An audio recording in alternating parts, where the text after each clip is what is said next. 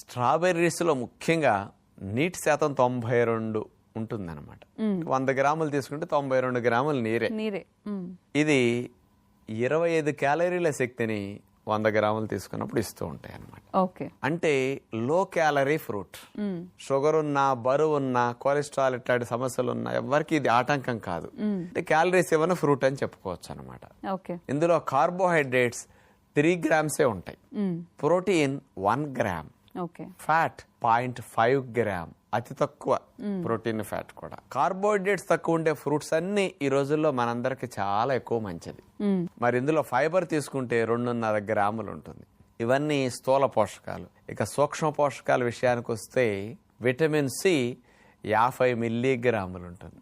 ఇది చాలా మంచిది, రక్షణ వ్యవస్థకు తిరుగులేదన్నమాట. ఇక వీటితో పాటు ఫోలిక్ యాసిడ్ కొంత ఉంటుంది, విటమిన్ కే కొంత ఉంది. ఇవన్నీ లాభాలు ఇస్తాయి.